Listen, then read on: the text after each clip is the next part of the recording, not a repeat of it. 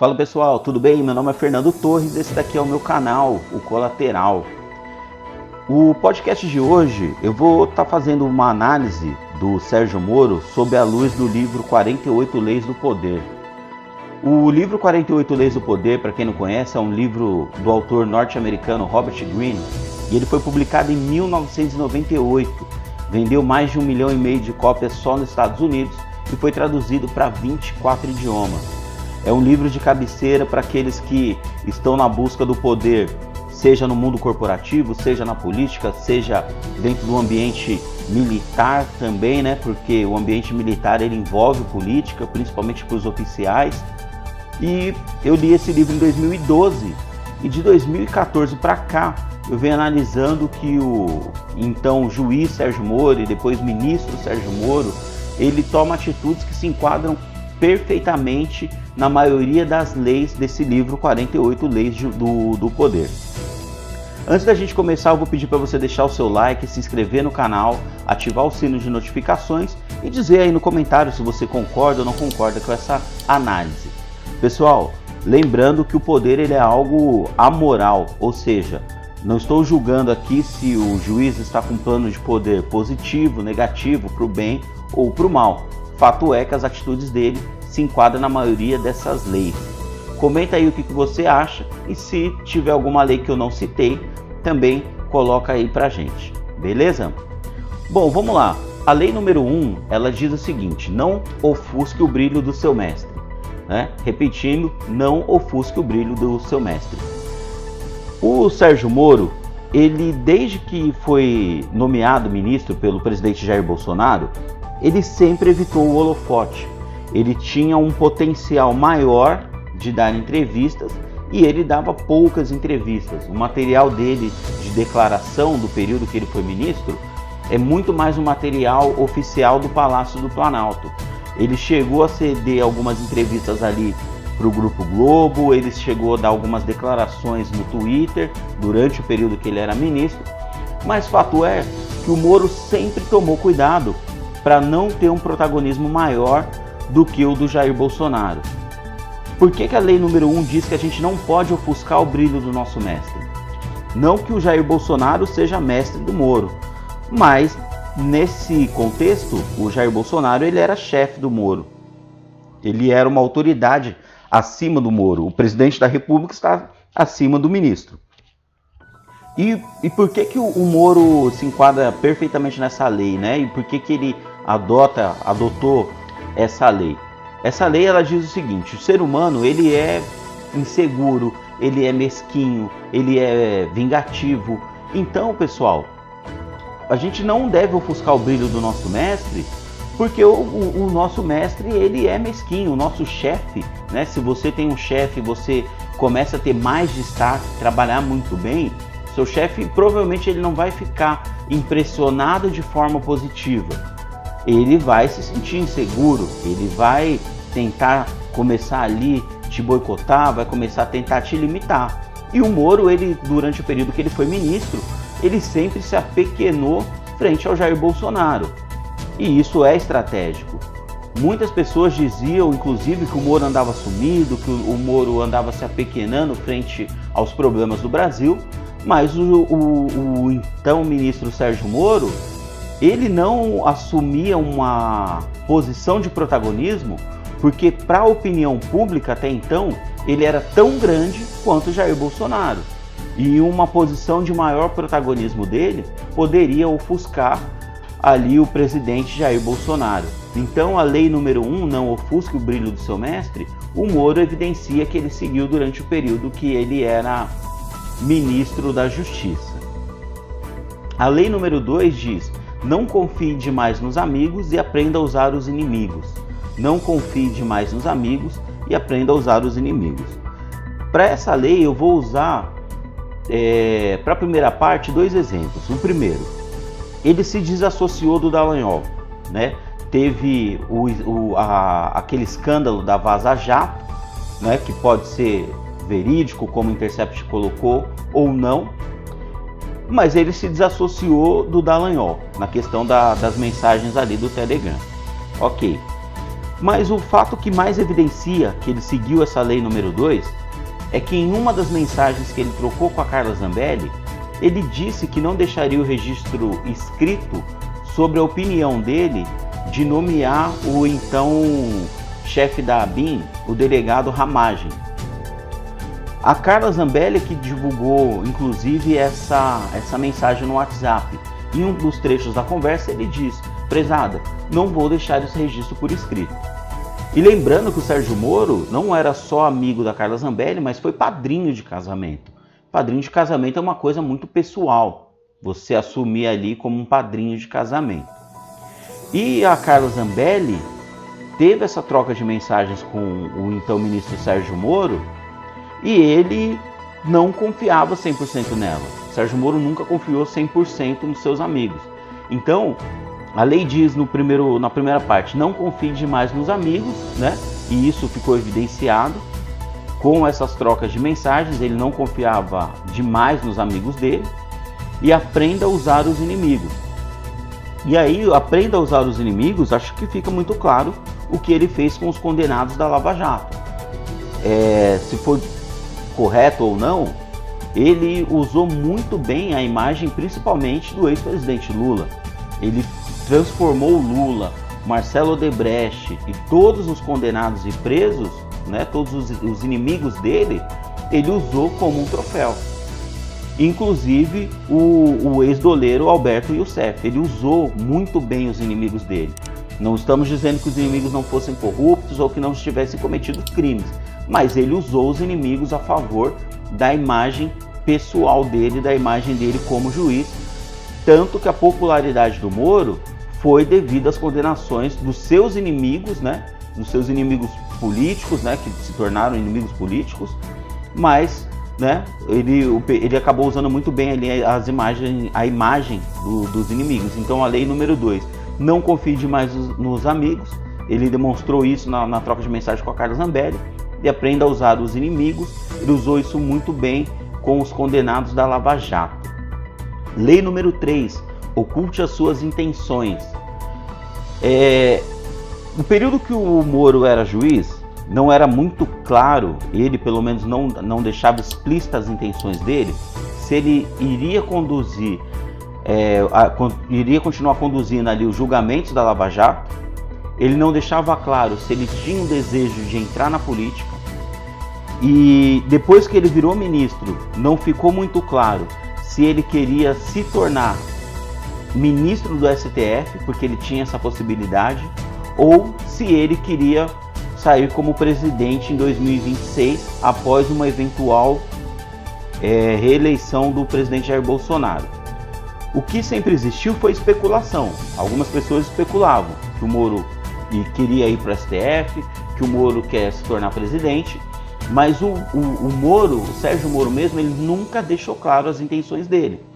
Inclusive agora que ele pediu demissão do cargo de ministro, não está clara a intenção dele se ele quer se tornar juiz se ele quer se tornar presidente em 2022. Isso não está claro. Ele pode se tornar presidente em 2022, se candidatar a presidente em 2022, ele pode sair como um vice-presidente em 2022, ele pode se lançar como um possível ministro da Justiça novamente em 2022 de algum candidato, ele pode fazer parte de alguma coalizão anti-Bolsonaro, só que as intenções dele nesse momento não é clara. O que tem, repito, é especulação. Diferente do Mandetta, que já deu uma entrevista e deixou claro que ele considera sim a chance de se candidatar a presidente em 2022. Diferente do Mandetta, voltando um pouquinho na lei número 1, o Mandetta dava declarações abertas contra o Jair Bolsonaro. O Moro nunca deu declarações abertas, né? Ele respeitando ali a lei número 1. Então, o Moro ele sempre ocultou e continua ocultando as intenções dele. Então a gente já tem aí nas 3 primeiras leis que o Moro ele segue fielmente até então, até agora, essas 3 leis do poder aí, 3 de 48. Lei número 4, diga menos do que o necessário. Né? Lei número 4, diga menos do que o necessário. O Moro, até se tornar ministro, ele não tinha nenhuma rede social. Ele não expressava as opiniões dele através de redes sociais. De repente você pode dizer, mas ele era juiz e um juiz não expressa em redes sociais as suas opiniões. Não, o Bretas sempre teve redes sociais e sempre gostou de ceder entrevistas, o juiz Marcelo Bretas, da Lava Jato do Rio de Janeiro. O Dallagnol, que é do Ministério Público, ele fez aquele PowerPoint que virou, inclusive, motivo de chacota e sempre deixou muito claro as opiniões dele. Então, o Moro não, o Moro ele sempre disse menos do que o necessário. Se você pegar de 2014 até 2018, o material do Moro de entrevistas é muito pequeno. O Moro deu uma entrevista de 20 minutos no Fantástico, ele deu uma entrevista ali no Roda Viva, e ele nunca permitiu sequer que a sua palestra fosse gravada. Então a lei número 4, que é diga menos do que o necessário, eles também sempre seguiu à risca. Bom pessoal, se você está gostando do material, vou pedir mais uma vez aí para se inscrever, deixar o seu like, ativar o sininho de notificação. E a gente vai agora aí para a última lei dessa primeira parte, que é a lei de número 5. A lei de número 5, ela diz: muito depende da reputação, dê a própria vida para defendê-la. Muito depende da reputação, dê a própria vida para defendê-la. Até agora, das 5 primeiras leis, nós estamos conseguindo encaixar, né, perfeitamente o ex-ministro e ex-juiz Sérgio Moro dentro de cada lei, né? A lei número 5, por que diz que muito depende da sua reputação? Porque a fama te precede, né? Antes de você, isso para todos, se você é político, se você é do mundo corporativo, se você é policial, a sua fama, ela vai sempre te preceder. Ou seja, antes de você abrir a boca, antes de você ir numa entrevista, a sua fama já chegou na sua frente, né? Para quem ocupa cargos mais estratégicos, a fama, ela te precede. Então muita coisa realmente depende da sua reputação. Se você tem uma reputação de bom pagador, de íntegro, de honesto, a sua reputação ela abre portas. E o inverso também é verdade, né? Se você tem uma reputação ruim, ela fecha portas. E a reputação ela não é só construída por você. Um terceiro pode construir a sua reputação, né? Alguém pode ir lá na frente, denegrir a sua imagem, dizer verdades fracionadas, né, para poder destruir uma reputação. E é por isso que essa lei ela é bem explícita, que dê a própria vida para defendê-la. Muito depende da sua reputação. O Moro, ele não pensou 2 vezes em defender a reputação dele, vazando a conversa que ele teve com a Carla Zambelli. Por quê? Porque se ele não apresentasse provas num curto período, mesmo que essas provas podem ser discutidas, o valor jurídico dela, né? Os prints, as conversas do WhatsApp, ele poderia cair em descrédito. Então, ele não pensou 2 vezes em publicar, em tornar público uma conversa que ele tinha com uma pessoa que, alguns meses atrás, ele estava discursando no casamento dela. Porque entre fazer a manutenção de uma amizade e defender a reputação, o Moro vai defender a reputação dele.